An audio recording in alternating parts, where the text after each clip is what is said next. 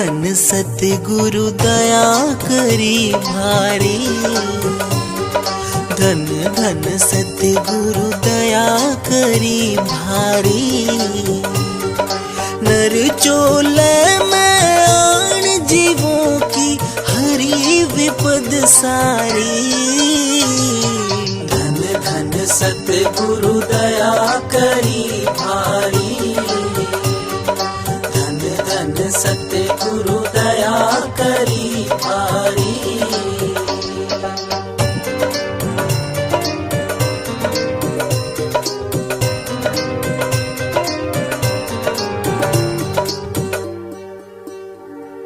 परम धाम की छोड़ मौज तुम आ गए देश बिराने में। अपना पौरुष दे जीवों को भव से पार लगाने में। मरते दम तक भूल सके ना जीव थारे एहसानों में। मरते दम तक भूल सके ना जीव थारे एहसानों में। दया निधि उपकारी सतगुरु लाख करे एहसान तन। सांस सांस पर हित में ल्याई कर सब जीवों से प्यार तन। जो भी थारी शरण में आया करया उनका उद्धार तन। जो भी थारी शरण में आया करया उनका उद्धार तन। जो भी थारी शरण में आया करया उनका उद्धार तन। ओ काटे बंधन संसारी। ओ काटे बंधन संसारी। नाम की दौलत दे सस्ते में करा सत्संग जारी। धन धन सतगुरु दया करी भारी। धन धन सतगुरु दया करी भारी।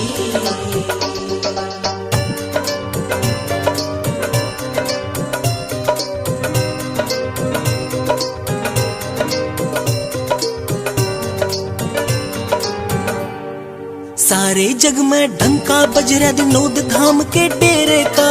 आप कष्ट सह जीवों का बदला रंग ढंग चेहरे का। जन्म मरण का दुखड़ा मेटा लख 84 फेरे का। जन्म मरण का दुखड़ा मेटा लख 84 फेरे का। ज्ञान की ज्योति जला हृदय मिटा जीवों का अंधकार रहे। सत असत का दिखा आईना जीव का कर्म सुधार रहे। जीव के पाप कर्म का बोझा शीश अपने पे धार रहे। जीव के पाप कर्म का बोझा शीश अपने पे धार रहे। जीव के पाप कर्म का बोझा शीश अपने पे धार रहे। ओ गुण थारे गावे नर नारी। ओ गुण थारे गावे नर नारी। देश विदेश में फैल रही थारे सत की उजियारी। धन धन सतगुरु दया करी भारी। धन धन सतगुरु दया करी भारी।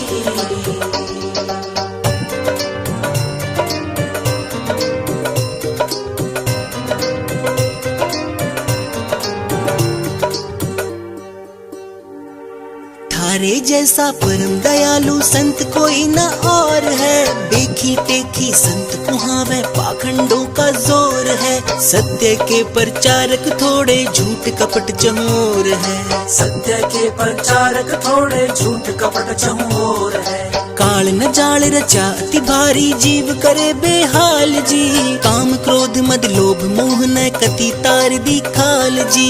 पाखंडों में जीव फंसे थे आके करी संभाल जी। पाखंडों में जीव फंसे थे आके करी संभाल जी। पाखंडों में जीव फंसे थे आके करी संभाल जी। ओ काटी कर्म की जड़ सारी।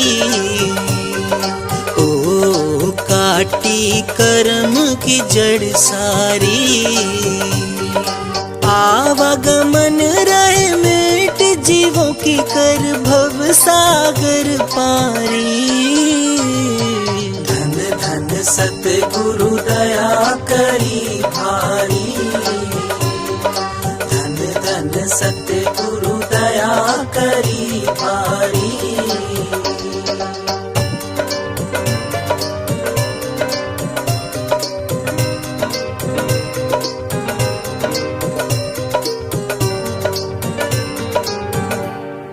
शाहों के शहंशाह थारा जग में अमर मुकाम रहे।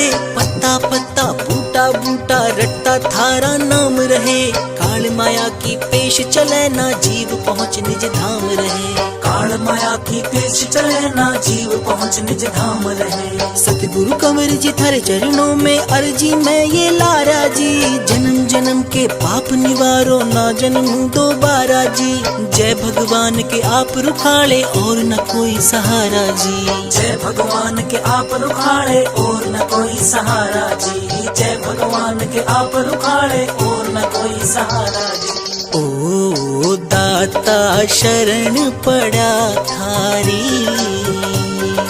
ओ दाता शरण पड़ा थारी।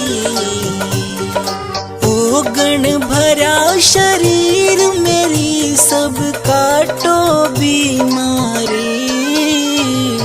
धन धन सतगुरु दया करी भारी। धन धन सतगुरु दया करी भारी।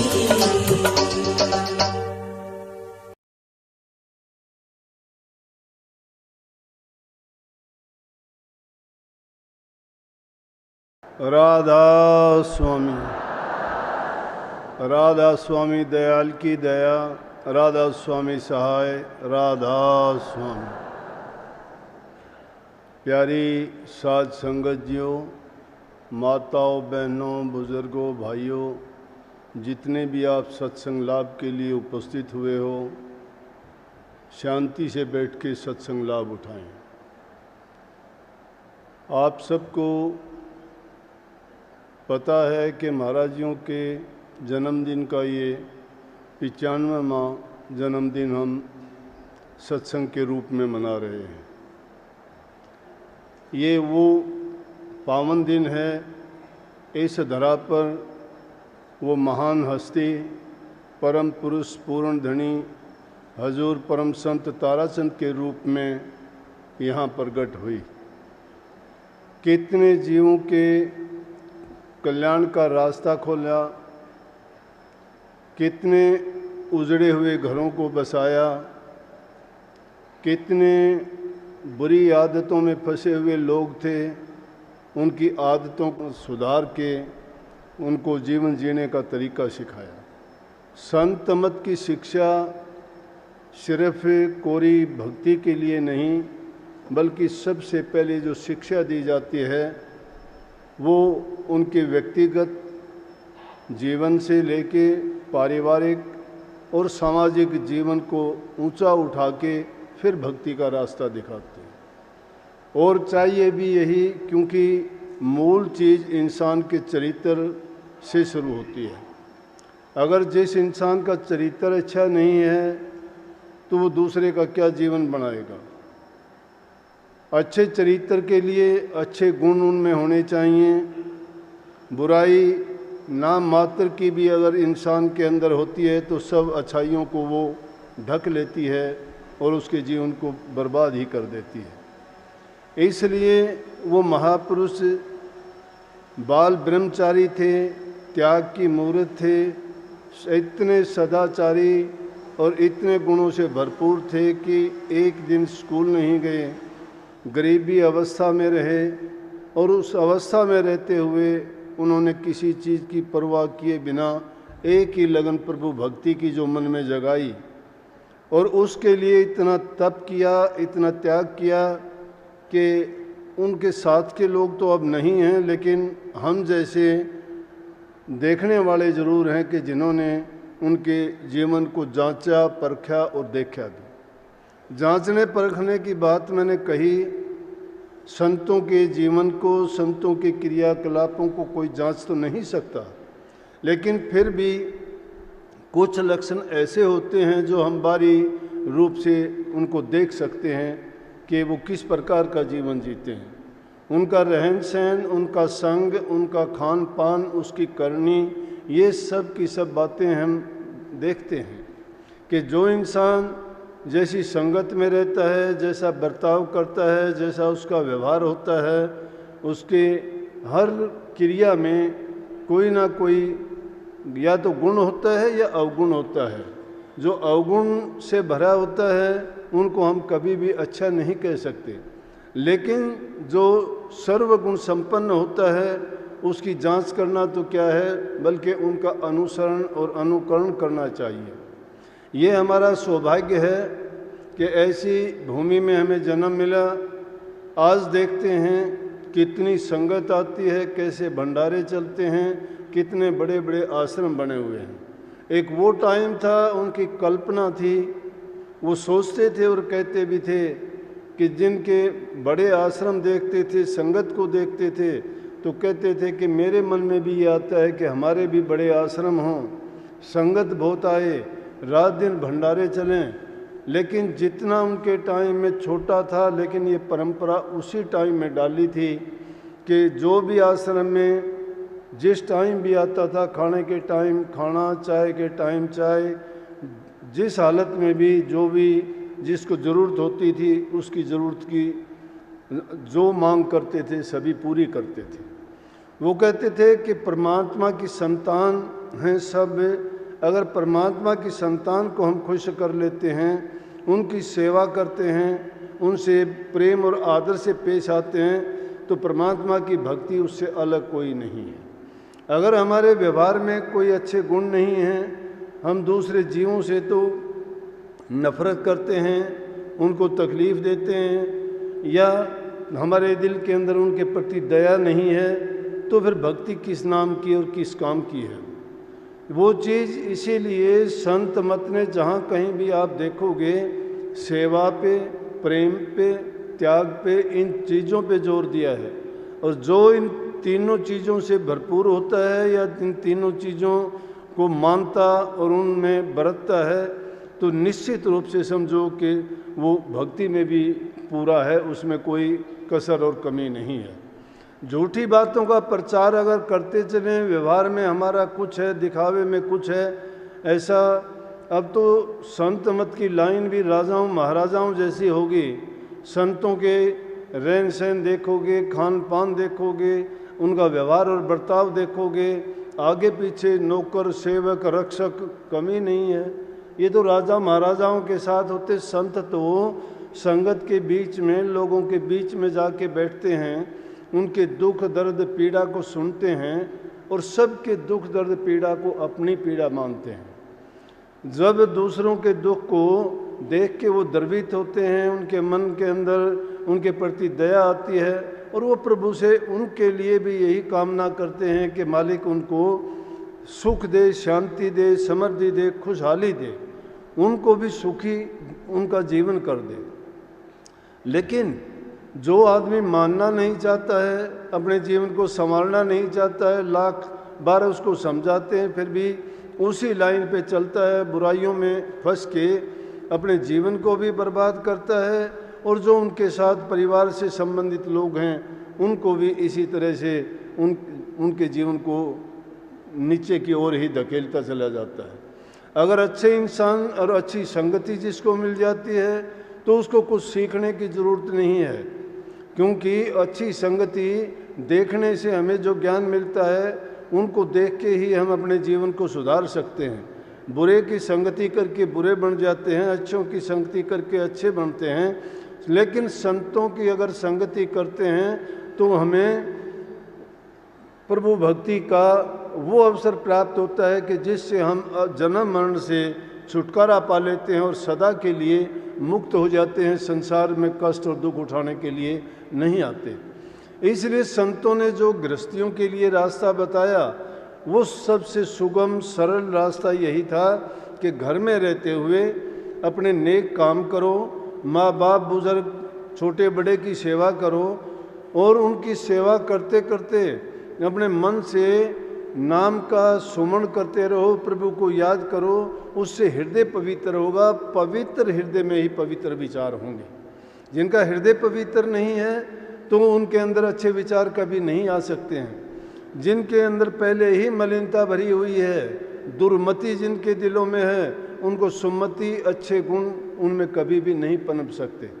इसलिए एक किसान आदमी, जमींदार आदमी, वो भी जानता है कि उसके खेत में अच्छी फसल लेने के लिए उसको खेत से खरपतवार झाड़ी झंखाड़ जो खेत में खड़े होते हैं उनको पहले निकालता है, निकालने के बाद में उसकी नड़ाई गुड़ाई अच्छी तरह से करके फिर उसमें बीज डालता है।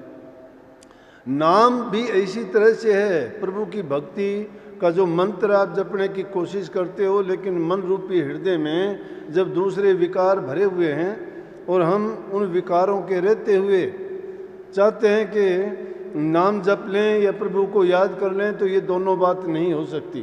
पहले अपने आप को खाली करना पड़ता है। जो हमारे अंदर पहले की वासनाएं हमारे हृदय में आज की नहीं हैं, वो जन्म जन्मांतर की हैं, एक जन्म की नहीं।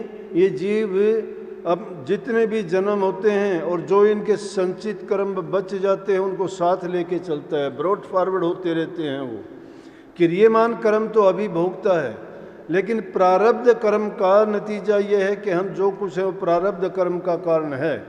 लेकिन आज जो काम करते हैं ये हमारा भविष्य है, आज का नहीं है। इसीलिए हमें ये शिकायत सुनने का बहुत बार सुनते हैं, ऐसी शिकायतें, कहते हैं कि मैंने किसी का बुरा नहीं किया, फिर मेरे साथ ऐसा क्यों होता है। लेकिन हमें तो सिर्फ ये जन्म, ये अवसर ही याद है कि हमने किसी का अब नहीं किया। अब नहीं किया तो पहले किसी का न किसी का कुछ तो किया है। देखा होगा कोई जन्म से अंधा पैदा होता है, कोई लूला लंगड़ा पैदा होता है, कोई राजा बादशाह बन के आता है, किसी को कोई फिक्र ही नहीं होती, और कोई पैदा होता है तो उसी टाइम से उसको जीवन उसका भार बन जाता है। ये किसी का और किसी का दोष नहीं। ये जीव अनेक योनियों में घूम घुमा के इंसान का चोला बहुत अच्छे और शुभ कर्मों के बाद जो इसको मिलता है, और इसको पाके भी इसके लिए कितने हमारे शास्त्रों में लिखा है, महापुरुषों ने फरमाया है। वो कहते हैं कि जब गर्भ में ये जीव होता है तो इसको कितने दुख और कष्ट झेलने पड़ते हैं। इस एक की बात है कि एक फकीर जंगल में बैठा हुआ था और एक बहुत कोई बादशाह का राजकुमार था, उसको वहाँ से गुजरना हुआ तो उस महात्मा ने उसको दुआ सलाम नहीं किया। उसको अहंकार था इस बात का। फकीर से जाके कहने लगा तुमने मुझे देखा नहीं? कहने लगा कि देखा आपको मैंने। बोला फिर तुम मुझे जानता नहीं है? ने बोला हाँ जानता हूँ। बोला कौन हूँ मैं? बोला कि तू एक छोटा सा वो कतरा है, कभी तेरे पिता के शरीर में तू एक बिंदु के रूप में था, तेरी माँ के गर्भ में आया तू, 9 महीने तक सिर नीचे किए हुए एक नरक जैसे कुंड में गिरा हुआ था, जिसमें गंदा पानी पीता था, उसी में अपना गंध छोड़ता था, और तू उसमें पड़ा पड़ा ये दुआ करता था परमात्मा से कि मुझे बाहर निकाल, मैं तेरी भक्ति करूँगा, मैं कभी कोई गलती नहीं करूँगा, और सिर्फ अपने जीवन को सफल करने के लिए ही आपको रात दिन याद रखूँगा। उससे तू बाहर आया तो बाहर आने अंदर रहा, तूने तेरी माँ ने कभी गर्म खाया, कभी ठंडा खाया, कभी कुछ किया, सब तकलीफ़ों को तू झेलता हुआ बाहर आया। और बाहर आने के बाद ये दुनियादारी के चंद रोज का जीवन तू जीता है। कुछ दिन की तुझे खुशी मिली होगी, थोड़े बहुत दुनियादारी के पदार्थ तुझे मिल गए, उनको पाके तू अभिमान करता है, लेकिन एक दिन तू भी उसी गली से चला जाएगा जिस गली से दूसरे पापी जीव जाते हैं। अगर इंसान का चोला मिलने के बाद भी अगर तूने अपने जीवन को संवारा नहीं और बनाया नहीं, तो फिर तेरा संसार में आना ही क्या है? तू किस चीज़ का अभिमान करता है? किस लिए तुझे मैं सलाम करूं? क्या खूबी है तेरे अंदर? मैं उसको तो सलाम करता जो मेरे प्रभु को याद करता है, क्योंकि वो तो सारी दुनिया को, सबको रिज़्क देता है, उनकी पालना करता है, सब पर दया पालता है। वो नहीं देखता कि कौन दुष्ट है, कौन पापी है, कौन धर्मात्मा है, कौन भला है। लेकिन तेरी क्या औकात है कि तुझे जो है कहूँ, तेरे से तो लाखों और बहुत अच्छे हैं कि जिनको मिलने से उसने इतनी बात सुननी थी। जब इंसान को ज्ञान मिलना होता है तो उसको एक ठोकर लगती है, और वो ठोकर ही उसको सारे जीवन को बदल के रख देती है। उस राजकुमार ने ये बात सुनी और उसी टाइम महात्मा के कदमों में जाके गिर गया।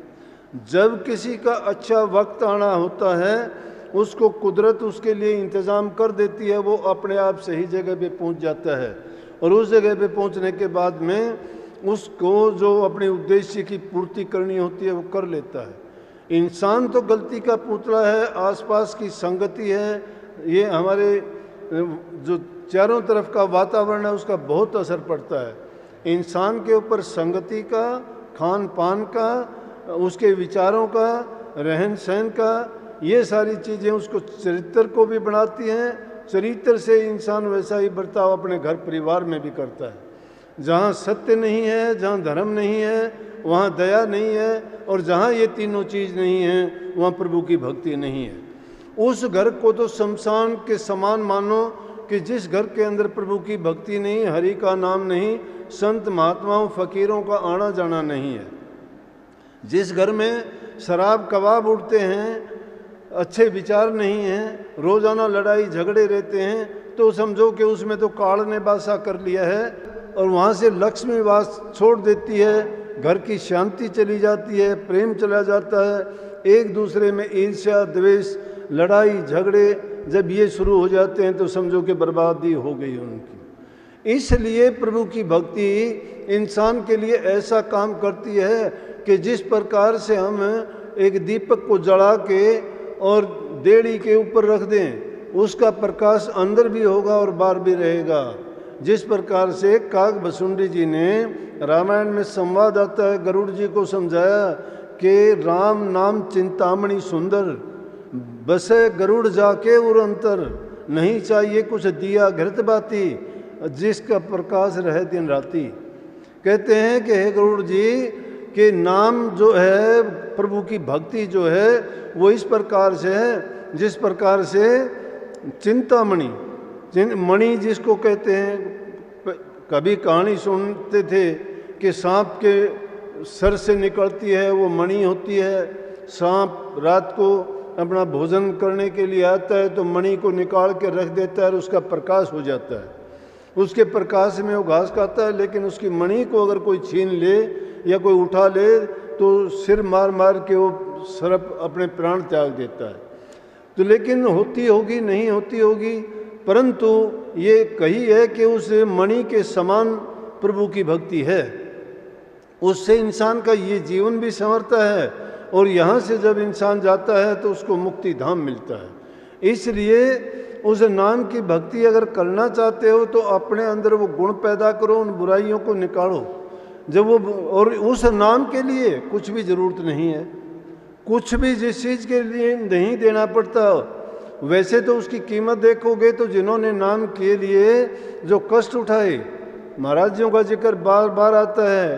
कल भी सत्संग में आज उनके जन्मदिन को मनाते हैं। अगर उनके जीवन को ही हम देख लें तो ना तो किसी ग्रंथ को पढ़ने की ज़रूरत है और ना ही किसी दूसरे उपदेश शिक्षा की ज़रूरत है। उनकी तो एक एक जो बात अगर जीवन की देखोगे तो अपने आप में ग्रंथ के ग्रंथ रचे हुए हैं, क्योंकि सब हालात से गुजरे। लेकिन ये इनकी अकेलों की बात नहीं है, संतों के साथ सबके साथ ऐसा हुआ। क्यों कि उनके लिए उन सब चीज़ों से गुजरना इसलिए ज़रूरी था कि वो हर मानव के दुख को, उनकी तकलीफ़ को जान सके कि इंसानों को क्या क्या दुख होते हैं और उस दुख का कारण क्या होता है और उन दुखों से बचने का कारण क्या है। तो जब उनका पता लग जाता है इंसान को तो उनसे वो छूटने का, उनसे दूर होने का और उनको ठीक करने का प्रयास करता है। लेकिन हम क्या करते हैं कि संसार के कुछ पदार्थ मिले तो हम इतने भूल जाते हैं, अभिमान में आ जाते हैं, हम सोचते हैं कि हमारे समान कोई है ही नहीं। लेकिन भक्ति का और प्रभु के नाम का ये गुण है कि ज्यों ज्यों उस भक्ति में आदमी लीन होता चला जाता है वो उतना ही दीन होता चला जाता है। भक्ति की पहचान है कि उसको पाके कभी भी वो इंसान अभिमान और घमंड नहीं करता। जिसको वो शक्ति, वो ताकत मिल जाती है उतना ही वो गरीब बनता चला जाता है, उतना ही छोटा बन जाता है। जिसको नानक साहब ने क्या कह के फरमाया कि ऐसा नन्ना हुए रहो जैसे नन्ही दूब, और घास सब जल जाएगी दूब खूब की खूब। कबीर साहब उसको कहते हैं कि मैं नीचन का नीच, कि मैं नीचों का भी नीच हूँ, कया बांधी जाम गुलाम हूँ। क्या क्या नाम संतों ने कभी अपने आप को ये कहा ही नहीं। वो हालांकि दोनों जहान के मालिक थे, जिसको चाहे वो चीज़ बख्श दें। लाखों जीव अपनी समस्याएं लेके जाते हैं, उनका समाधान कर देते हैं। उनको सब प्रकार से जिसको जो आवश्यकता होती है पूर्ति करके भी ये कहते हैं कि मैंने कुछ नहीं किया, ना मैं करने लायक हूँ और ना मैंने किया है। लेकिन हम जो है अपने लालच के लिए, स्वार्थ के लिए इस प्रकार से उनके पास जाते हैं कि हमें संसारी पदार्थ ही मिले। किसी को संतान की ज़रूरत है, किसी को रोजी रोजगार की ज़रूरत है, तो किसी को अपने रोग बीमारी से निवृत्ति की ज़रूरत है, कोई अपने ऊंचे पद को प्राप्त करना चाहता है। लेकिन ये नहीं सोचते कि सब चीज़ें उस एक में आ जाती हैं। जब पेड़ को कोई पकड़ लेता है तो उसको टहनी, शाखा, फूल, पत्तों की ज़रूरत नहीं, सब आए उस एक में, डाल, पात, फल, मूल। अब लेने को क्या रहा जब पकड़ा मूल। जब मूल को ही हमने पकड़ लिया, सब चीज़ों की तृप्ति, संतुष्टि प्रभु की भक्ति से होती है। अगर वो नाम हमारे पास है तो उसके सारे काम सिद्ध हैं, लेकिन नाम को जानते और पहचानते नहीं। जिस प्रकार से अगर हम किसी से कोई चीज़ लेके आते हैं और जो काम उससे करना है, बेगाना रास लाने के बाद में हम सोचते हैं कि जल्दी जल्दी काम कर लें, लेकिन ये बेगाना रास हमें जो शरीर का मिला है, इससे हम अपना कल्याण का काम नहीं करते। वक्त आने पे चला जाएगा और फिर जो है पछताएंगे कि मुझे और समय मिलता तो मैं ये कर लेता। इंसान चाहता भी क्या है, कितना कुछ भी मिलता है, इंसान की खोपड़ी है ये उल्टी है, ये कभी भरती नहीं है। कितना भी इसको कुछ भी क्यों ना मिल जाए, फिर भी ये खाली रहती है। जिस प्रकार से सिकंदर बादशाह जब हिंदुस्तान में युद्ध करता हुआ आया, और युद्ध करते करते क्योंकि अपने देश की ये महानता रही है, धर्म के लिहाज से दुनिया का सिरमौर रहा है। जितने भी दुनिया के लोग हुए उनको पता लगा कि परमात्मा के सीधे दर्शन सिर्फ हिंदुस्तान में होते हैं। बहुत लोग यहाँ आए, कुछ लूटने के लिए आए, चाहे यहाँ बसने के लिए आए, उन्होंने आक्रमण करे, लेकिन इस चीज़ से वो अछूते नहीं रहे। उनके दिलों में ये बात ज़रूर थी कि तो वो जहाँ कहीं भी जाते धार्मिक स्थलों का, महापुरुषों के दर्शन करते। सिकंदर जब आया तो उसने भी सुना कि एक फ़कीर ऐसे हैं कि उनका आशीर्वाद अगर ले लेगा जो चाहोगे फल मिलेगा। उनके पास गए और जाके उन्होंने प्रार्थना की, कहने लगे कि मुझे आप ऐसा वरदान दो कि मैं पूरी दुनिया को विजय कर लूं। महात्मा उसको देख के कहने लगे कि ये वरदान तुझे मैं दे दूंगा, लेकिन तुम मेरा एक काम कर दे। बोले कि बोलो आप क्या चाहते हो। बोला कि मेरा एक खप्पर है, इसको तू धन से भर दे। उसने सोचा क्या मांगा फकीर ने, कुछ नहीं है। जिस प्रकार से बावन भगवान ने 2.5 कदम जमीन मांगी थी, उसी तरह से सिकंदर को भी यह अभिमान हुआ कि क्या मांगा इसने, कुछ नहीं। ये भी कोई चीज़ हुई, इसने तो धन मांगा, मैं हीरे जवाहरात से भर देता हूँ। उसको जब खप्पर को भरने लगा, उन्हें जितना उसके पास धन माल था सब डालता गया, लेकिन वो खाली का खाली रहा। सिकंदर आखिर में उस पैर पकड़ के कहने लगा कि मैं इसको नहीं भर सकता। बोला कि तूने तो सोचा था कि ऐसी क्या ये चीज़ मायने रखती है, मैं कितने भर दूंगा। कहने लगे कि सिकंदर ये मेरा खप्पर नहीं है, ये मेरा खप्पर नहीं, ये इंसान की खोपड़ी है। ये मैं तुझे बता देना चाहता हूँ, जिस प्रकार से तू पूरी दुनिया का वाली और मालिक बनना चाहता है, इसी प्रकार से हर इंसान की खोपड़ी कुछ ना कुछ जो भी चाह रखती है, उससे कभी तृप्त नहीं होती। कबीर साहब ने उसको इस तरह से कहा कि कबीर ओंधी खोपड़ी और कभी न भरती, वो कभी नहीं भरी है। चाहे उसको लाख कोशिश करो, कितना भी इंसान को दो, कभी उसकी तृप्ति नहीं होती है। इसलिए इंसान उन चीज़ों को क्यों नहीं मांगता कि जिसको मांगने के बाद में उसकी निरिच्छित हो जाता है, कोई इच्छा ही नहीं रहती उसे क्या चाहिए। चाह गई चिंता मिटी मनवा बेपरवाह, जिनको कछु न चाहिए सो शान के साथ। शहंशाहों के शहंशाह वो है। एक फकीर देखते हो, तन पर कपड़ा नहीं है, टाइम की रोटी नहीं है, लेकिन उसका इतबार है, उसका विश्वास है परमात्मा पे कि जब टाइम होगा वो अपने आप दे देगा, नहीं देगा तो वो इस बारे में भी निश्चिंत है कि जो उसने मालिक ने करना है वो कर देगा, मुझे इसकी भी ज़रूरत नहीं है, उसकी रज़ा में राज़ी रहना चाहिए। हम मालिक की मर्जी के खिलाफ जब काम करते हैं वो हमारा सफल नहीं होता, लेकिन उसकी रज़ा के मुताबिक काम करते हैं तो हमें सफलता मिलती है। लेकिन अपनी मर्जी के मालिक हैं, कर्म करने की हमें स्वतंत्रता दी गई है। उस स्वतंत्रता का हम गलत इस्तेमाल करते हैं। आए थे किस काम को और कर बैठे के बाद क्या मुखले मिलिए राम से खाली दोनों हाथ। क्या लेके क्या सोच के इस दुनिया में आए थे? भई प्राप्त मानुष दे हरिया गोविंद मिलन की ये तेरी बरियां और काज तेरे किते न काम। कर साध संगत भज केवल नाम। केवल नाम भजो, केवल नाम भजोगे दुनियादारी के काम होते रहेंगे। संतों ने इस युग में, संत ही आए, ऋषि मुनियों का टाइम था वो गया। उन्होंने तप किया, साधना की, लेकिन उनसे क्या मिला? ऋषियों ने तप करके एकांत के स्थान में गया, सिर्फ अपना कल्याण किया। जो अकेला करता है वो तो अपने लिए काम किया, लेकिन संतों ने इस युग में अपने लिए काम नहीं किया, बल्कि दूसरे लोगों के लिए समाज कल्याण और भलाई का काम किया। उन्होंने नेक नामी इसलिए कमाई कि अपना जीवन उन्होंने दूसरों के लिए लगा दिया। अपना कल्याण करना तो सहज है, कोई भी कर लेगा, लेकिन दूसरों के लिए हमारे ग्रंथ लिखे गए। रामायण में पूरा सार धर्म का यही समझाया, यही बताया। उसमें कहा परहित समान धर्म नहीं कोई, परहित को सबसे उत्तम और बड़ा बता दिया।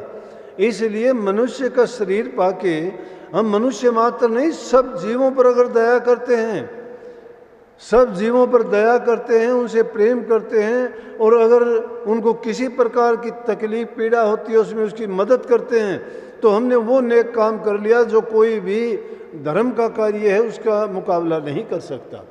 जिस प्रकार से एक बार कुछ लोग हज करने के लिए मक्का मदीना के लिए चले, उनमें एक बुजुर्ग आदमी भी था।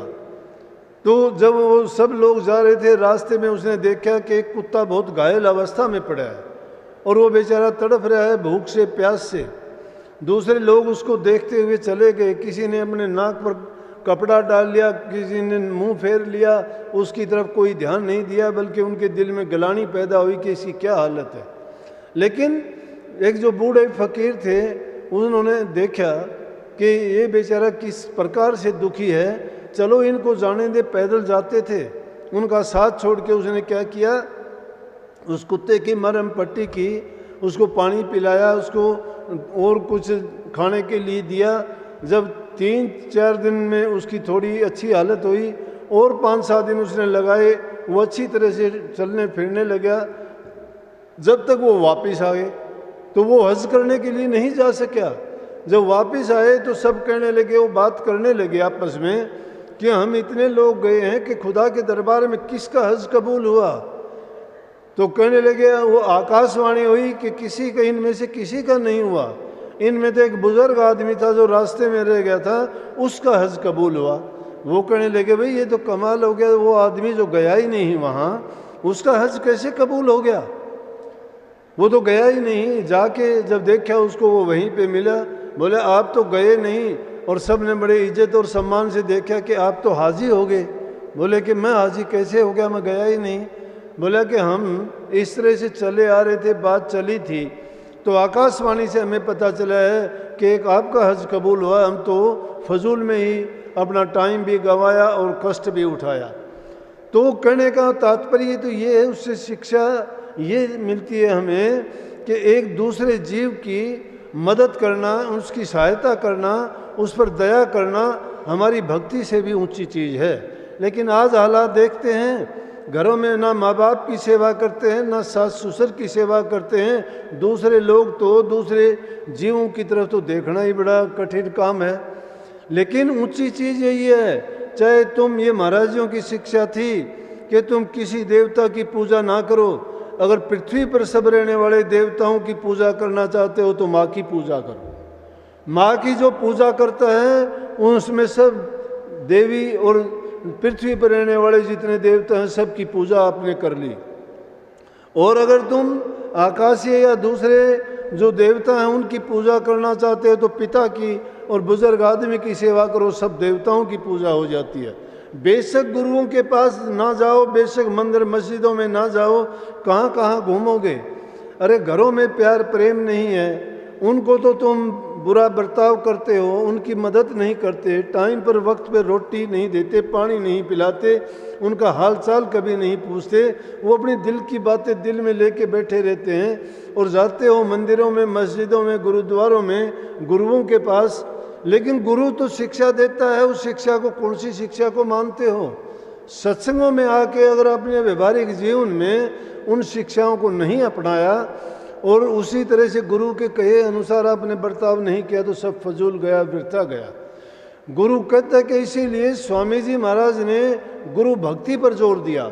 गुरु भक्ति ये नहीं है कि गुरु के पैर दबाओ, गुरु की पूजा पाठ लेके जाओ, गुरु को धन चढ़ाओ, गुरु को वस्त्र दो या गुरु को कोई और चीज़ चढ़ाओ। ये तुम्हारा संसारी व्यवहार है। अगर एक दूसरे से मिलते हो तो तुम उपहार वैसे भी देते हो, किसी हाकिम के पास जाते हो कभी खाली नहीं जाते, रिश्तेदारी में जाते हो वहाँ भी कुछ ना कुछ लेके जाते हो, ये संसारी बर्ताव है। लेकिन महापुरुषों के पास जाओ तो अच्छा भाव लेके जाओ, दिल में कभी खाली नहीं आओगे।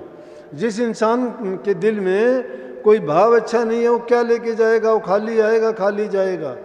लेकिन जो भाव मुनाफा देता है, इसलिए तुम अच्छे भाव से अपने दिल के अंदर ये सोच के जाओगे तो तुम्हें निश्चित रूप से उसका फल प्राप्त होगा। परंतु हमारे अंदर होता क्या है कि मन के अंदर बिना भाव के जब जाते हैं तो उसका समझो कि हमें देने वाला कौन है? हमारे अपने ख्याल और अपने विचार हैं। जैसा ख्याल हम छोड़ते हैं इस वायुमंडल में टकरा के वापस हमें वैसा ही मिलता है। द लॉ ऑफ नेचर ये कहता है जो दोगे वो लोगे। अगर किसी से अच्छा बर्ताव करते हो तुम्हारे साथ अच्छा होगा, किसी से बुरा करते हो तुम्हारे साथ बुरा होगा, किसी की सहायता तुम करते हो तुम्हारी सहायता होगी, किसी से प्रेम करते हो वो तुमसे प्रेम करेगा। लेकिन अगर तुम नहीं करते हो तो वो भी नहीं करेंगे। तो गुरु भक्ति का मतलब क्या है? गुरु भक्ति गुरु की शिक्षा है, गुरु का उपदेश है। गुरु तुम्हें कहता है कि तुम बुराइयों को छोड़ के सच्चाई के रास्ते पे चलो। इसीलिए स्वामी जी महाराज ने जोर दे के कही कि प्रथम सीढ़ी है गुरु भक्ति, गुरु भक्ति बिन काज न रति, गुरु भक्ति दृढ़ के करो, पीछे और उपाय, बिन गुरु भक्ति मोह जग कभी न काटा जाए। मोटे बंधन जगत के गुरु भक्ति से काट, झिन्ने बंधन चित्त के कटे नाम प्रताप। मोटे जब लग जा नहीं तो झीने कैसे जा, ताते सबको चाहिए गुरु भक्ति कमा। मंदिर की मूर्ति तुम्हें उपदेश नहीं देगी। मस्जिद में जाओगे मुल्ला बांग देता तो जरूर मिलेगा, लेकिन आपके लिए क्या शिक्षा होगी? अगर शिक्षा किसी ग्रंथ को पढ़ के सुना दी तो वो आप पर असर नहीं करेगी। एक जिंदा मूर्ति तुम्हें अच्छा जीवन जीने का तरीका बताती है, अच्छा करने या बुरा करने के परिणाम भी बताती है। अगर उसका कहा तुम मानते हो तो निश्चित रूप से तुम्हारा जीवन बदल जाएगा। ये दो ही ज़्यादा मत दुनिया में कभी से, जब से संतों का चलन हुआ 15वीं शताब्दी से खासकर, उसी टाइम पे दो दिन थे, हिंदू था मुसलमान था। पीरों ने और हिंदू संतों महात्माओं ने इन दो ही चीज़ों पर जोर दिया। तो बुल्ले शाह ने भी उस दोनों के लिए कहा कि मुसलमाना नू मुल्ला ठग दे, हिंदुआ नू ठग दे प्यांदे, सच्ची गल कोई न दसदा हाफू हाफू खांदे, जिथे देखा चोखा चंगा मसले खूब सुनांदे, बुलियाऊ ना औरा की तारना जो खुद ही डूबे जाते। यहाँ तो हाल ये है कि जो खुद डूबे हुए हैं वो दूसरों को कैसे उभार देंगे।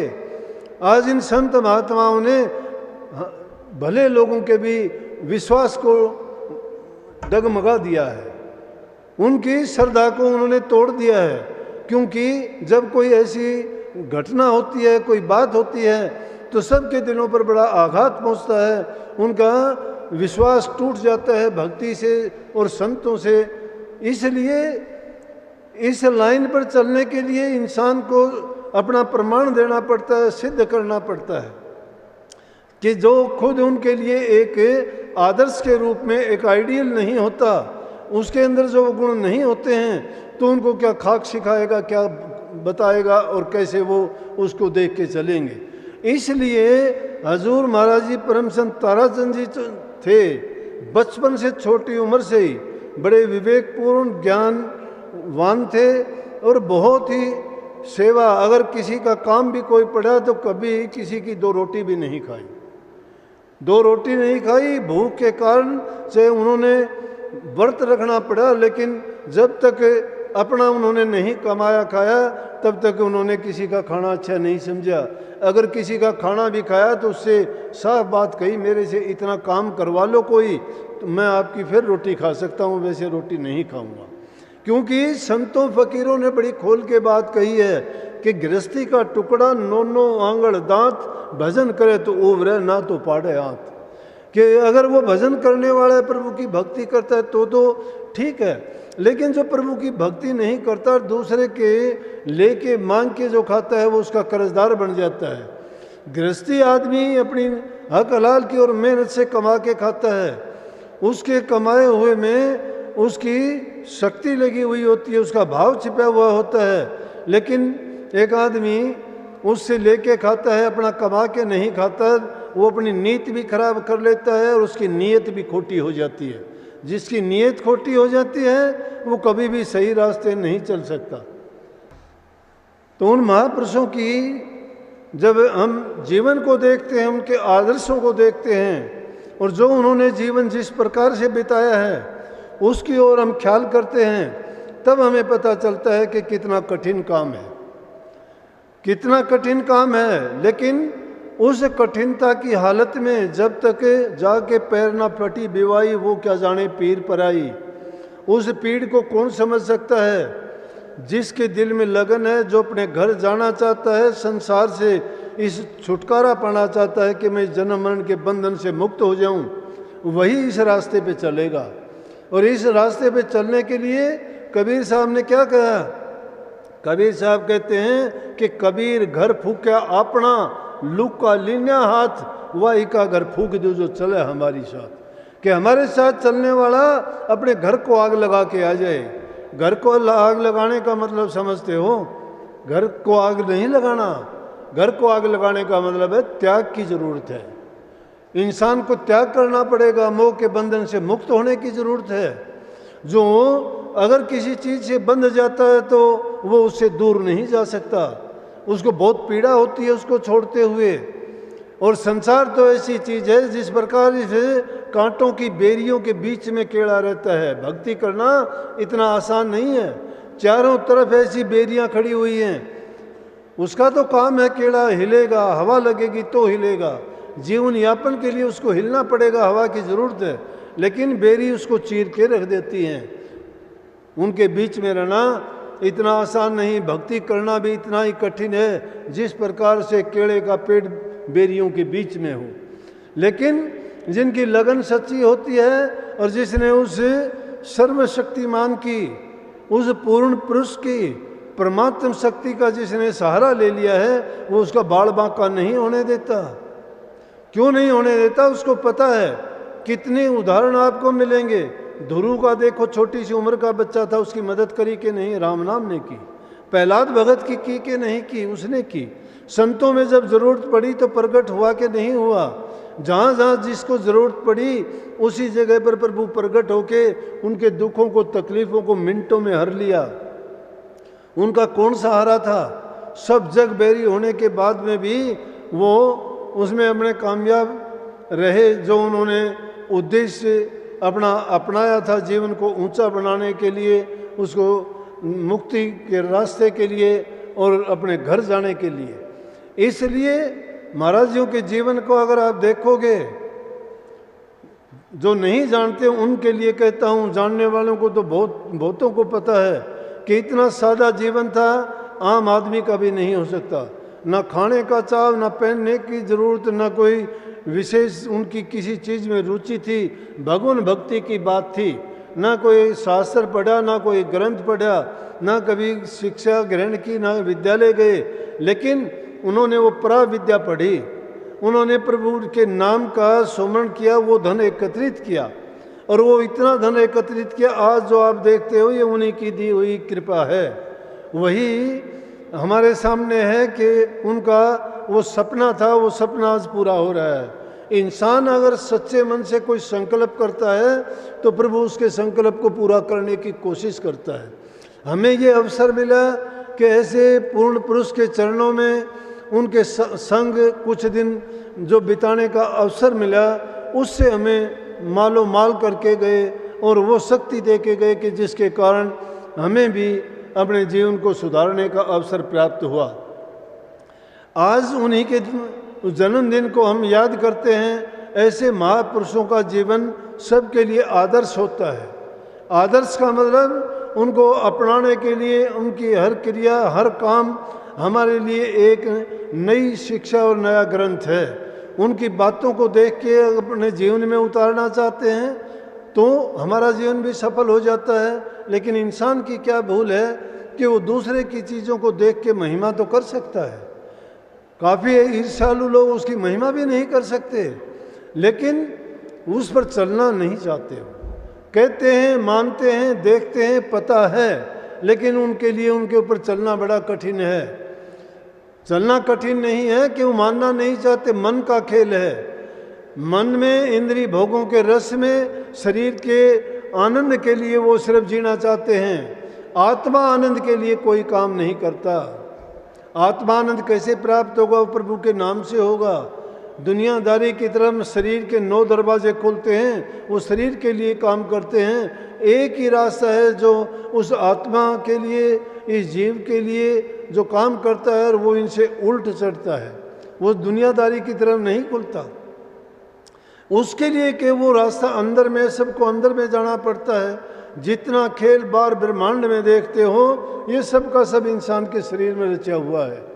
ये तो हमें क्या है कि देखने मात्र से ये लगता है, लेकिन जब अंदर जाने का प्रयास करते हैं और जब ध्यान समाधि में हम जाते हैं तो ऐसी तो कितने चीज़ें देखेंगे और फिर हमें ये यकीन आता है कि वाकई में जो चीज़ हमें बाहर दिखाई देती है वो हमारे पास में है, हमारे अंतर में है, हमारे से दूर नहीं है।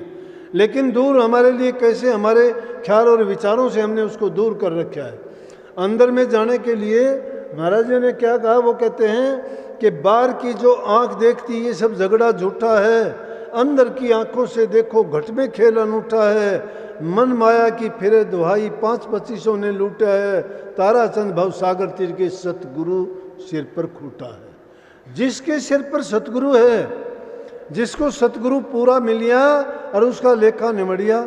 गुरु जब पूरा मिल जाता है तो जीव के सारे कर्म कट जाते हैं।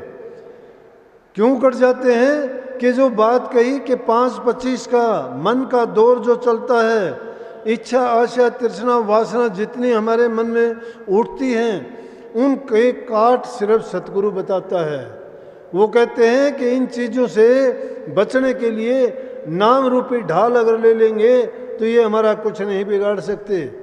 मन एक ऐसी अजगर है जो सबको अपने ग्रास बना लेती है।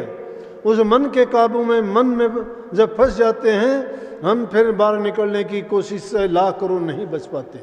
क्यों? मन ही देवी देवता, मन ही पितर भूत, मन ही हर होत हर मन को भजे सुचित। ये मन ऐसा है कि ये जो भी चीज़ देखता है वैसा ही रूप धारण कर लेता है और छड़ लेता है इस जीव को। जीव की चलती नहीं है, बुद्धि को ये फटकने नहीं देता है, सब कुछ अपने काबू में करके, और जो हमारे गिरावट की चीज़ें हैं उनकी तरफ खींच के ले जाता है, इंद्रिय भोगों के और उन रस में। लेकिन प्रभु की भक्ति ऐसी चीज़ है कि उसको अगर हम दिल से पूरे वैराग के साथ, पूरे त्याग के साथ, पूरी लगन और श्रद्धा के साथ जब उसमें अपने मन को लगाते हैं तो ये मन पंगु बन जाता है, कमज़ोर बन जाता है, बुद्धि शक्तिशाली बन जाती है। वो फिर इसको उभरने नहीं देती। नाम में वो ताकत है, नाम जिसको मिल जाता है उसको सब कुछ मिल जाता है। परंतु हम तो नाम लेने के बाद भी क्या देखते हैं? ये नाम का प्रताप आप देखते हो। जब फूल खिलता है, खुशबू निकलती है, भौरे अपने आप उसके पास आ जाते हैं। ना हमारी गुरु से प्रीति है, ना हमारा नाम में विश्वास है, ना प्रभु के बारे में हम कुछ जानना ही नहीं चाहते, सोचना तो दूर की बात है। अरे किस चीज़ की प्रीति करते हो? सतगुरु से प्रीति मतलब की है, लालच की है, स्वार्थ की है। उससे प्रीति तुम ये क्यों नहीं लगाते तुम्हारे कल्याण की? गुरु तो तुम्हें कल्याण रूपी धन देगा, वो इस रोग के लिए नाम रूपी औषधि देगा जो तुम्हारे सब रोगों का इलाज कर देगी। हमने तो सतगुरु से वही औषधि चाहिए थी, वही औषधि ली थी और वही औषधि आपको देने का मैं प्रयास करता हूँ। गुरु महाराज ने जो दी थी वही मार्का, वही दवाई हमारे पास है, कोई तब्दीली नहीं है। और वो जो है सीधी आगरा से स्वामी शिवदयाल सिंह जी महाराज ने जो प्रकट की थी धुर की धार, उस चीज को जो ले लेता है उसके भटकना रह जाएगी क्या। लेकिन जिसकी भटकना है समझो कि उसकी बुद्धि काल ने हर ली है, उसके बस की बात नहीं है, वो काल का खाजा है, काल ने उसको अपने पिंजरे में बंद कर लिया, वो नहीं बच सकता किसी हालत में भी। वैसे तो संतों की ये बात है कि जो उनकी शरण में चला जाता है उस जीव को काल के हाथ वो कष्ट नहीं पाने देते, लेकिन जो गुरु को ही नहीं बख्शते, गुरु से ही दूर हटते चले जाते हैं, तो गुरु उसकी क्या खाक मदद करेगा।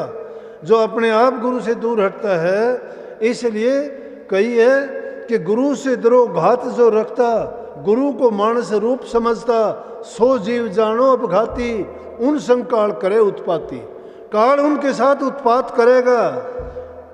जो गुरु से बिछो कर लेता है, दूर चला जाता है। लेकिन गुरु से प्रीति कैसी जोड़नी चाहिए? प्रीति करो गुरु से पंछी की तरह से।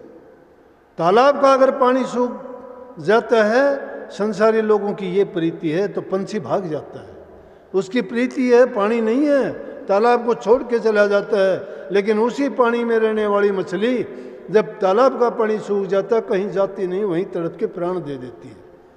जो अपने संबंध को अटूट बढ़ा लेता है, जो गुरु को परमात्म रूप समझता है, क्या मजाल के वो गुरु के बारे में गलत बोल देगा या उसकी श्रद्धा विश्वास डगमगा जाएगा, तो भक्ति कहाँ है, नाम कहाँ है? अरे भक्ति के करने वालों के पास एक विश्वास ही तो है, और तो सारी की सारी चीज शिष्य अपनी अर्पण कर देता, उसका है क्या? गुरु ने अपना तन दे दिया, गुरु को शिष्य ने अपना तन दे दिया, अपना मन दे दिया, अपना धन दे दिया, गुरु के पास बचा क्या? एक ही चीज तो रही उसके पास, श्रद्धा और विश्वास, और वही श्रद्धा विश्वास गुरु में नहीं रहा तो उसके पास क्या रहा? संतों की शिक्षा बहुत सादी है, लेकिन जो उस पर चलता है, मैं दावे के साथ कह सकता हूं, उसके दोनों जीवन सफल हो जाते हैं। ये जीवन जीता है तो उसके जीवन में खुशियां ही खुशियां भरी जाएंगी, आनंद से जीवन बीतेगा, और यहाँ से जब जाएगा तो सीधा मुक्ति धाम में जाएगा। दोबारा इस संसार में आने का कोई मतलब नहीं है, दोबारा नहीं आएगा। दोबारा कौन आते हैं? जिनकी आस लगी हुई होती है, जो संसारी पदार्थों में जिन्होंने अपने मन को फंसा रखा है, किसी ने धन में, किसी ने संतान में, किसी ने मकान में, किसी ने जायदाद में, किसी ने और किसी चीज़ में। उन्हीं चीज़ों के लिए रात दिन हम याद करते हैं, उन्हीं के गीत गाया करते हैं। अगर उतना जितना हम उसको याद करते हैं, इतना अगर प्रभु को याद करें तो हमारी मुक्ति हो जाएगी। ज्ञान कहाँ से मिलता है? गुरु इंसान को ना समझना, गुरु तो हर जगह समाया हुआ है। जहाँ भी तुम जाओगे ना, और जिस जगह पे तुम्हें शिक्षा मिलेगी, वो गुरु रूप में होकर तुम्हें शिक्षा दे रही है। कहीं कीट से मिल जाएगी, पतंगे से मिल जाएगी, जानवर से मिल जाएगी, बच्चे से मिल जाएगी। वो शिक्षा कौन दे रहा है? गुरु दे रहा है। तुलसीदास जी ने जिन्होंने रामचरितमानस लिखा, उसका गुरु का रूप उसकी पत्नी ने कर दिया, वो गुरु रूप में प्रकट होगी। उन्होंने एक ही शिक्षा दी कि जितनी नीत हराम में उतनी हर में हो, चाला जा बैकुंठ ने तेरा पल्ला न पकड़े कोई। गुरु ने शिक्षा नहीं दी उसको, लेकिन वही उसकी स्त्री गुरु रूप में हुई, उसने शिक्षा दी। तुलसीदास ने उसी समय उसके दिमाग में इस बात ने घर कर लिया, और वो घर छोड़ के ही चला गया। 12 वर्ष के बाद घर आया। जब घर आया तो तुलसी नहीं था, गोस्वामी तुलसीदास था। भक्ति की राम की एकांतवास में ऐसा राम को रटा उसने रात दिन। जिस प्रकार से वाल्मीकि जी ने राम को रटते रटते उल्टा उसका नाम हो गया, और कहने को अब भी कह देते हैं कि उल्टा नाम जपया जग जाना, वाल्मीकि भय ब्रह्म समाना। वो उल्टा नाम तो नहीं था, लेकिन एक ही चीज को जपते जपते वो उल्टा भी सुल्टा भी, वो तो सब एक कम एक हो जाता है, उल्टा है ही नहीं। प्रभु अपने राम को रीझ भजो चाहे खींच, भूमि पड़ा सो जाम सिर ओंदा सोंदा बीज। दाना किसान खेत में ये देख के नहीं डालता कि इसको उल्टा डालूं या सीधा डालूं, ये कैसे उगेगा?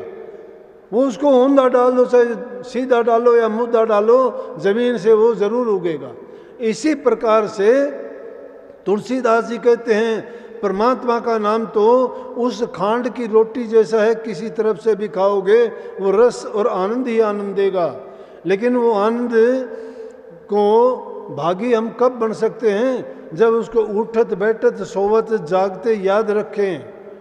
हमारे सारे काज उसी से समरते हैं, लेकिन दुख के समय याद करते हैं, सुख के समय गाफिल हो जाते हैं, भूल जाते हैं। सुख जब होता है तो हमें कोई याद नहीं आता, हमारा सुख, हमारी खुशियाँ, हमारे आनंद और हमारे पदार्थ ही याद रहते हैं। लेकिन दुख पड़ता है तो वही दुख रहता है, फिर हम सब देवताओं को, फिर गुरु को, सबके सामने फरियाद करते हैं। अरे ये अगर सुख में सुमन नहीं करते, दुख में करने से कौन संभाल लेगा आपको?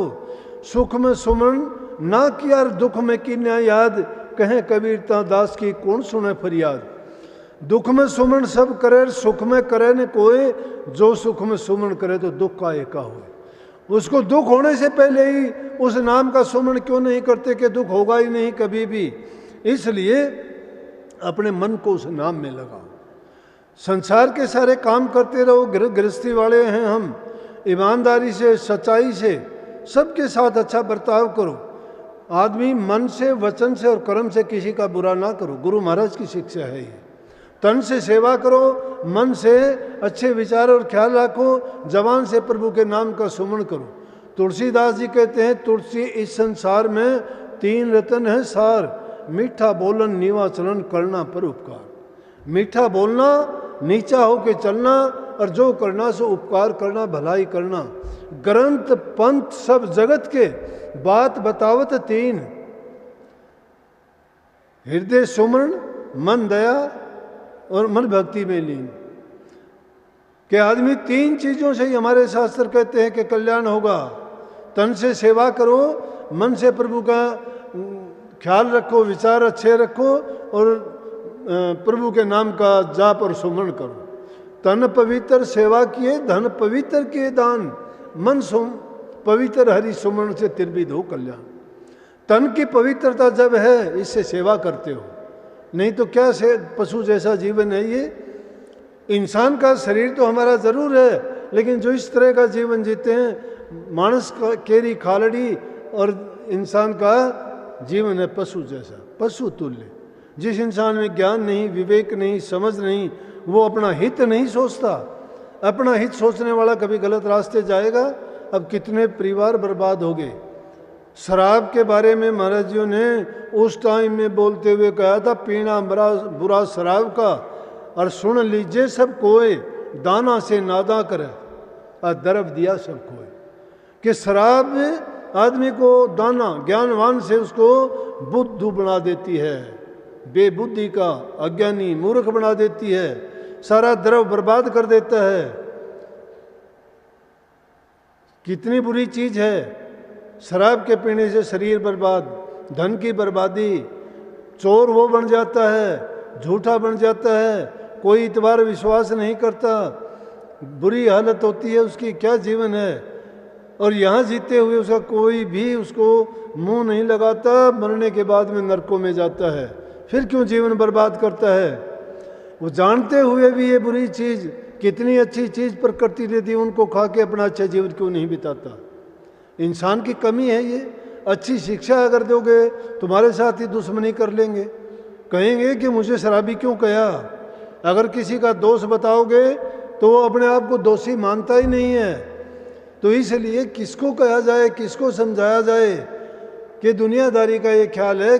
अब ये कलयुग है, कलयुग में बुरी बात को वो बुरा नहीं मानते। अच्छी बात कहोगे तो तुम्हारे साथ झगड़ा होगा, बुरा मान लेंगे। बुरे के 10 साथी मिल जाएंगे, सच्चे का साथी नहीं मिलेगा। इस युग में जीना तो कठिन है, लेकिन फिर भी सत्य की हमेशा जीत होती है। जब बुरा बुराई नहीं छोड़ता, सच्चे आदमी को अपनी सच्चाई नहीं छोड़नी चाहिए। और अगर कोई 2 बात कह भी जाता है तो उसका उलट के जवाब नहीं देना चाहिए। मूर्ख आदमी और कुत्ते को वापस मुड़ के नहीं बोलना चाहिए, नहीं तो राड होगी। इसलिए एक चुप और 100 सुख। बोलने नालों चुप चंगेरा चुप सोसो पड़दा, शाह मंसूर ने एक सच आख्या ओ सूढ़ी ते चढ़दा। कहते हैं कि बोलने से तो अच्छा चुप रहना है, अच्छा है। मंसूर ने एक सच्चाई बोली थी, अनल हक बोला था, लेकिन सूढ़ी पे चढ़ा दिया गया। इसलिए ऐसी सच्चाई बोलने से आदमी जिससे कष्ट हो बच जाना चाहिए। लेकिन अगर किसी के सुधार के लिए, किसी के कल्याण के लिए, किसी को जीवन को बनाने के लिए आदमी झूठ भी बोलता है तो वो पाप में गिनती नहीं होती, बल्कि वो एक धर्म में शामिल हो जाती है। क्योंकि उस पाप से बढ़ के उसने वो पुण्य का काम किया है कि किसी जीव को बचा दिया है, बहुत बड़ा पाप होने से उसे बचाया है। तो ऐसी सच्चाई को भी नहीं उजागर करना चाहिए। इसी को विवेक और ज्ञान कहते हैं। जो विवेकपूर्ण होते हैं वो करने से पहले सोचते हैं। आदमी को बोलने से पहले अपने दिल के तराजू पर तोल लेना चाहिए कि इसका परिणाम क्या निकलेगा। ये वो बातें हैं कि जो हमारे रोज़मर्रा के जीवन में आती हैं, घटित होती हैं, बीतती हैं और उनके परिणाम हम भुगतते हैं। तो कोई भी ऐसी चीज़ जो आती है हमें दुख दे देती है, दिल में जब दुख होगा तो आपको वो चीज़ याद आती रहेगी। करना चाहोगे नाम का सुमरण तो तुम्हें वो दूसरी तरफ खींच के लेके जाएगी, क्योंकि मन तो एक ही जगह है, एक ही जगह लगेगा। और मन को शांत रखने के लिए इस तरह वाली बातों से बचता रहे इंसान। इसलिए मन को अगर बेचैनी होगी तो भक्ति में, नाम के सुमरण में और प्रभु के ध्यान में कभी भी आप बैठ नहीं पाओगे। इसलिए ज़रूरी है कि मन के अंदर चैन होना चाहिए, घरों में प्रेम शांति होनी चाहिए, तो ही आदमी उस भक्ति के रास्ते पे चल सकता है। घर में जाते हो लड़ाई झगड़ा होता है, वचन कड़वे मीठे बोले जाते हैं, तकरार होती है, वो बातें दिल में घर कर लेती हैं, फिर मन में एक ही तरफ रहेगा, दूसरी तरफ नहीं जा सकता। उन्हीं बातों की माला बन जाएगी, उन्हीं को फेरते रहोगे। इसलिए नाम की माला बना के अगर फेरोगे, उस तरफ से अपनी तवज्जो को हटा के नाम के अंदर मन को जोड़ो, गुरु के रूप के अंदर अपने ध्यान को लगाओ, हेर फेर के मन को अपने अंदर में लेके आओ और दूसरी बातों को एक तरफ डाल दो। जब ऐसा होता है और मन वहाँ भागता है तो मन को समझाओ, लानत दो कि तुझे लानत है, पूरा दिन 24 घंटे में तुझे कुछ समय के लिए ही तो प्रभु के चरणों में लगाना चाहता हूँ और फिर भी तू इधर उधर भागता है। अपने आप को उस वक्त में इतनी गलानी पैदा करो उसके प्रति ताकि तुम्हारा विचार दूसरी तरफ जाए नहीं। और जो घड़ी तुम्हारी नाम में, प्रभु के ध्यान में और उसकी सोच और विचार उनके ख्यालात में बीतेगी, मैं कहता हूँ तुम्हारा रत्ती भर भी ध्यान करोगे तो तुम्हारे सोमण पाप को एक रत्ती भर ध्यान करने से उस पाप से मुक्त करा देगी। लेकिन एक बार में नहीं होगा, एक दिन में नहीं होगा, धीरे धीरे करके, चाहे तुम 2 मिनट से शुरू करो। ये बहाने लगा के ना छोड़ो कि मन नहीं लगता, या कैसे इसको मन को समझाएं, ध्यान नहीं लगता। कभी बीमारी का बहाना, कभी सिर दर्द का बहाना, कभी काम में व्यस्तता का बहाना लगाओगे, नहीं। उन चीज़ों को छोड़ के, चाहे कितना भी क्यों ना हो। मैं मेरी अपनी कहानी बताऊं, जब मैं पढ़ता था, यहाँ से भिवानी 12 किलोमीटर पड़ती, साइकिल पे जाते थे। तो ये 2 बात मुझे ख्याल में भी नहीं थी। भक्ति की बात तो दूसरी है, लेकिन उन बातों को अगर हम किसी तरफ भी ढाल के देखते हैं तो हर तरफ इंसान अपना रास्ता खोज लेता है। तो वहाँ जब देर हो जाती, लेट सवेर आते, खेलते रहते और कुछ साथियों में घूमते रहते, लेट आते। लेकिन पढ़ाई के लिए मेरा क्या था कि चाहे मैं कितना भी लेट, चाहे रात के 11 बजे भी आता, उसके बाद खाना खा के कॉलेज में कुछ पढ़ाया नहीं पढ़ाया, लेकिन मैंने अपना नियम बना लिया कि मैं जो 3 सब्जेक्ट थे, तीनों का एक एक लेसन रोज़ाना तैयार करके सोऊंगा। चाहे पूरी रात क्यों ना चली जाओ, चाहे मेरी नींद क्यों ना चली जाओ, चाहे कोई पढ़ाई के दिन नहीं होते थे, आम दिनों की बात थी ये। चाहे सुबह 4 बजे भी वहाँ से आया तो मैंने वो अपना काम करके ही अगला दिन, चाहे वैसे ही हो गया, लेकिन मैंने उससे समझौता नहीं किया कभी। कभी मुझे एग्ज़ाम के दिनों में ज़्यादा पढ़ने की ज़रूरत नहीं पड़ी। अब वो बात ख्याल आती है कि जब आदमी कोई भी पक्का नियम कर लेता है ना, तो उस नियम पर चलने के लिए उस पर वक्त पे अपने आप सब हो जाए। मुझे वक्त जल्दी उठने की आदत थी, अब मुझे उठाने की ज़रूरत नहीं। मैं कभी अलार्म नहीं लगाता, कभी कुछ नहीं। टाइम जो होता है फटाक देसी उसी टाइम पे उठ जाता हूँ, 2 बजे, उससे भी पहले। आदत डालने की ज़रूरत है। नाम की भी इसी तरह से जब आदत डाल लोगे आदत पड़ जाएगी। अरे कुएं के ऊपर रस्सी को आते जाते देखो, आज कुएं रहे नहीं तो पत्थर की शिला होती थी, और पानी जब खींचते थे रस्सी को छोड़ते थे, पत्थर की शिला में 2-2, 3-3 इंच गहरी लकीर खींच देती थी। कितना नरम रस्सा होता था वो। इसीलिए संतों ने समझाने के लिए कहा कि करत करत अभ्यास के जड़मती हो सुजान, रसरी आवत जात तो सिल पर गिरत निशान। रस्सी के आने जाने से भी सिल पर निशान पड़ जाता है। अभ्यास करने के लिए संतों ने कहा नित्य प्रति का टाइम बना के। फिर तो टाइम का बनाने का ये मतलब नहीं, हम सोच लेते हैं कि ध्यान में आधा घंटा बैठूंगा, 3:30 बजे बैठते हैं, 10 मिनट के बाद ध्यान तो लगता ही नहीं। आधा घंटा निश्चित कर रखा है, बीच में खड़े होके देखते, ओह अभी 10 मिनट हुए हैं, अभी तो 20 मिनट और बैठना है। तो हम तो घड़ी के ध्यान में बैठे, नाम के ध्यान में तो नहीं बैठे। कोई टाइम नहीं है। उस प्रभु के लिए क्यों टाइम निश्चित करते हो? उसके एहसान हमारे पर 1-2 नहीं है। जिसके एहसान 1-2 नहीं लाखों हैं, उसके लिए गिन के भक्ति करोगे, गिन के उसके नाम का सुमन करोगे। नहीं, मन को विचलित ना करो, जहाँ बैठे हो वहीं समाधि है, जहाँ ध्यान लगाओ। कबीर साहब क्या कहते हैं? कबीर साहब कहते हैं जहाँ जहाँ जाऊँ सोए पर कम्मा, जो करूँ सो सेवा, जो सोऊं सो करूँ दंडवत पूजूं और न देवा। क्या कहता है? कहूँ सो नाम सोए सुमरण, कि जो बोलता हूँ वो नाम है, क्योंकि वृत्ति नाम में है मेरी। जब वृत्ति नाम में है, कुछ बोलते जाओ वृत्ति वहीं जुड़ी रहेगी। कहते हैं कहूँ सो नाम, सुनूं सो सुमरण। सुनता हूँ तो मुझे नाम का ही सुमरण होता है। ये बातें तो इन कानों से सुनता हूँ, बारी कानों से। वृत्ति मेरी अंदर में जुड़ी हुई है। खाऊं पीऊं सो पूजा, जो खाता पीता हूँ तो समझो भोग लगाता हूँ परमात्मा को। गिरे उजाड़ एक संभाकूं, भाव मिटाऊं दूजा। मुझे पता ही नहीं है मैं घर में बैठा हुआ हूँ या उजाड़ में बैठा हुआ हूँ, मुझे दूसरा भाव ही नहीं है, एक ही भाव है। जब नाम के रंग में रंग जाते हो, जब प्रभु के उस रूप को तुम देखना चाहते हो और अपनी लगन को सच्चा और पक्का बना लेते हो, तो कहते हैं कि बैठे उठे खड़े उताने कहे कबीर हम उसी ठिकाने। बैठे हो तो भी वही हो, सुते हो तो भी वही हो, उठे हो तो भी वही हो। तो जितने भी काम करते हो सब उसी का नाम लेके, उसी ख्यालात में जब बरतते हो, तो उन चीज़ों की गिनती नहीं है। फिर तो तुम सारा का सारा टाइम प्रभु के नाम में, उनकी लगन में, उनकी याद में, उन्हीं के सुमरण में और उन्हीं के ध्यान में लगाते हो। अब नाम देते वक्त आपको बता दिया जाता है, आध्यात्मिक दर्जे बता दिए गए, समझा दिए गए। आपको याद है वो दर्जे कौन कौन से हैं? पढ़ाई पढ़ा दी गई तोते की तरह से।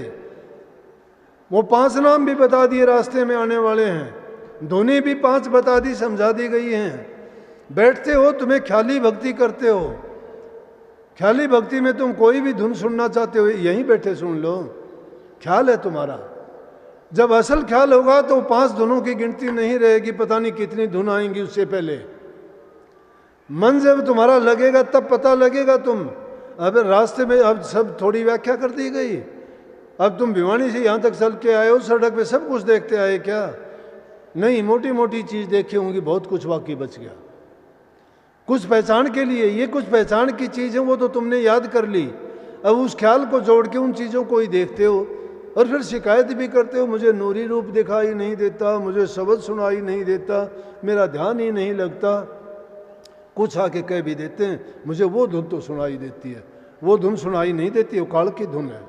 वो धुन सुनाई नहीं देती, महसूस होती है। वो धुन को तुम बता नहीं सकते, जांच नहीं सकते। सहज ही धुन होती है, बिल्कुल सहज होती है। ऐसी सहज होती है कि उसको सुन के मगन हो सकते हो, खुशी हो सकती है। प्रकट नहीं कर सकते, लिख नहीं सकते, जबान से कह नहीं सकते, उसको सिर्फ महसूस किया जाता है।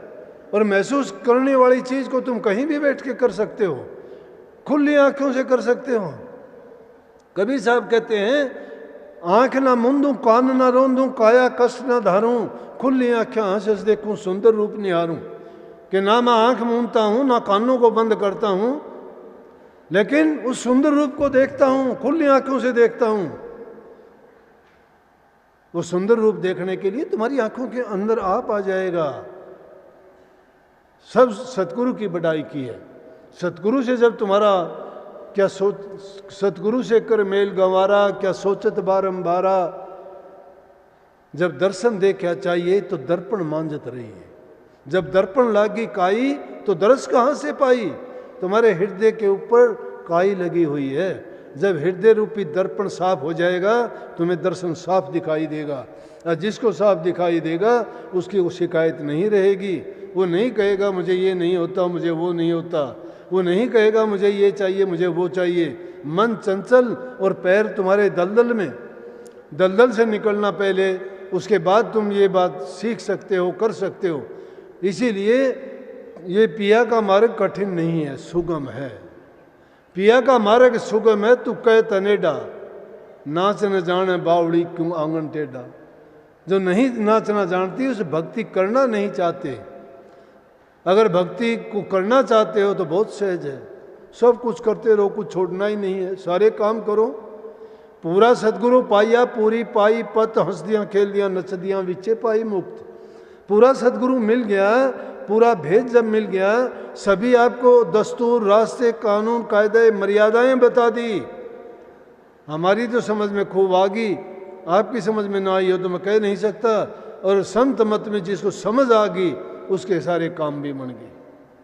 जिसको समझ आ गई उसके सब काम बन जाते हैं। समझ जब तक आती नहीं है तब तक इंसान की शिकायत जाती नहीं है, शिकायत करता ही रहेगा। तो मन जो संसारी चीज़ों में फंसा हुआ है उससे उसको निकाल के धीरे धीरे करके सुलझाओ। ये काया रूपी कपड़ा बहुत रेशम के कपड़े की भांति बहुमूल्य है, लेकिन कांटों में फंसा हुआ है। धीरे धीरे सुलझाओगे तो सुलझा लोगे, जोर से खींचोगे तो फट जाएगा। ये दुनिया के पदार्थों में मन फंसा हुआ है हमारा। धीरे धीरे करके, नाम का सुमन करके, गुरु के यकीन करके, अपनी श्रद्धा को पुख्ता करके, नाम में अपनी वृत्ति को जोड़ के, बुराइयों को निकाल के जब तुम ध्यान करोगे, कैसा ध्यान? निर्विकल्प, कोई विकल्प नहीं होगा, कोई मन में ख्याल नहीं होगा, कोई विचार नहीं होगा, खाली अपने आप को कर दोगे, फिर देखना कितना आनंद मिलेगा। और जो आनंद उससे पल भर के ऐसे ध्यान में मिल जाएगा उसके लिए बार बार तड़फोगे, बार बार प्रयास करोगे। गुरु महाराज को कोटि कोटि नमन। बहुत बहुत लाखों जन्म भी मिले तो भी उनका कर्ज नहीं उतारा जा सकता। ऐसी वस्तु जो इतनी सहज में हमें दे के और ये काम जो करवाया उन्होंने, मैं कहता हूँ कि कितने भी इंसान प्रयास करे तो भी मिलना बहुत कठिन है।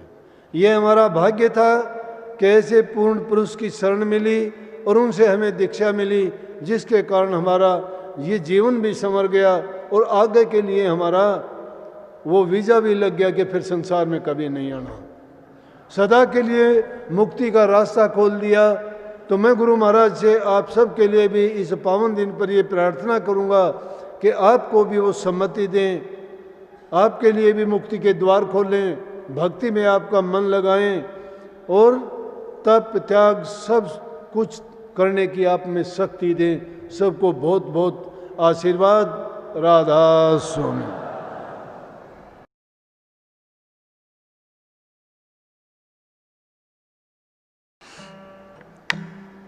नमो नमो सतगुरु नमो,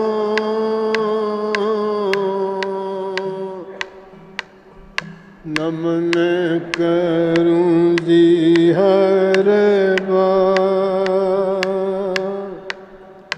चरण कमल में राखियो,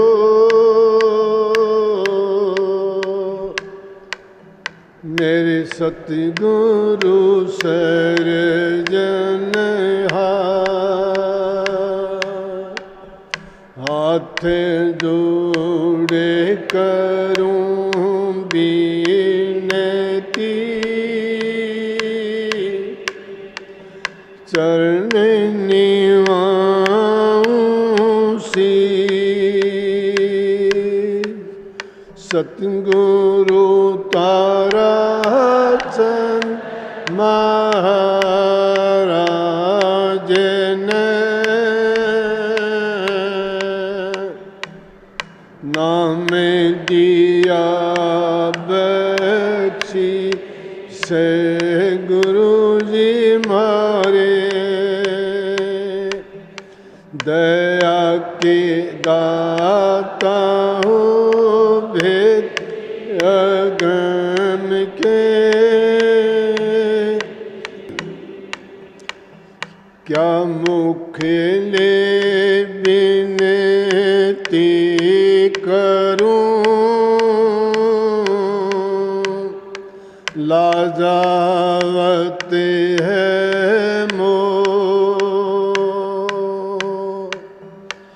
तुम देखते हो गण किए,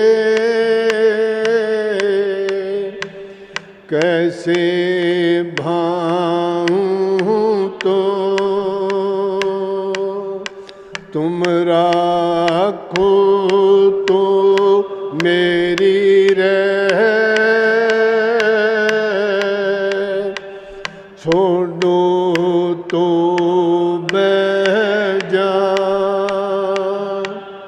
सतगुरु मुझको राखियो, चरण कमल की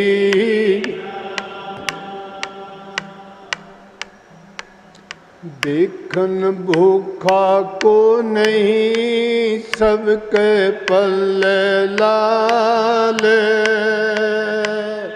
गांठ खोल पर क्या नहीं, इस विद भय कंगाल, दलाली हीरे लालों की,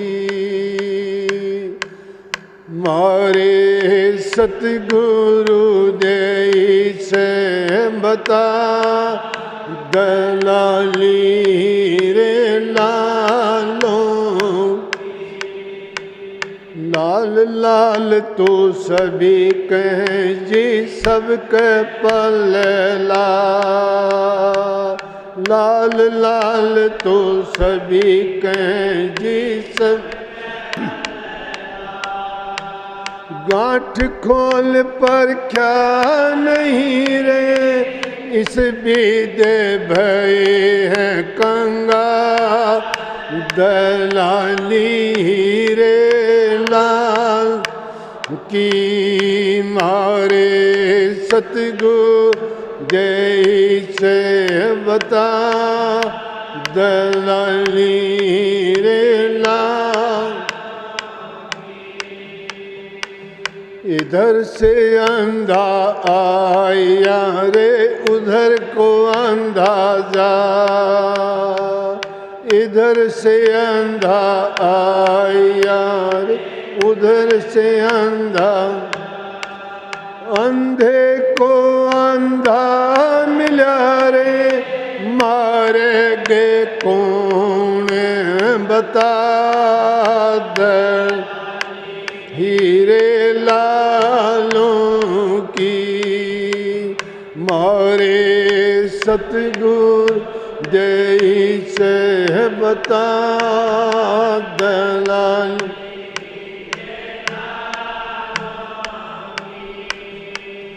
लाल पड़ा चौगान मेरे कीचड़या लिपटा,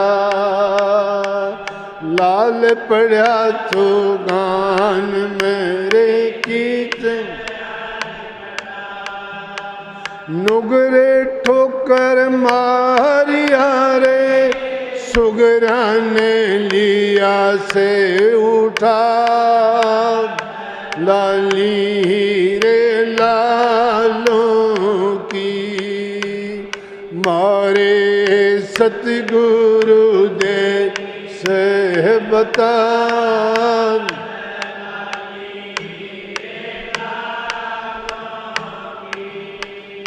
माखी बैठी सैद पैरे पंख रही लिपटा, माखी बैठी पंख रही लिपटा, उड़ने का सांसा भयारे माले चे दूरी है भला, हीरे लालों की मारे सतगुरु दलाली, हीरे लालों की लाली लाली सभी कहें जी लाली लखी न जा, लाली लाली सभी कहें जी लाली लख के दास कबीरा, बवड़े जन्म नहीं आ, दलाली हीरे लालों मारे सतगुरु जैसे बता, हीरे लालों की मारे सतगुरु से बता, हीरे लालों की। राधा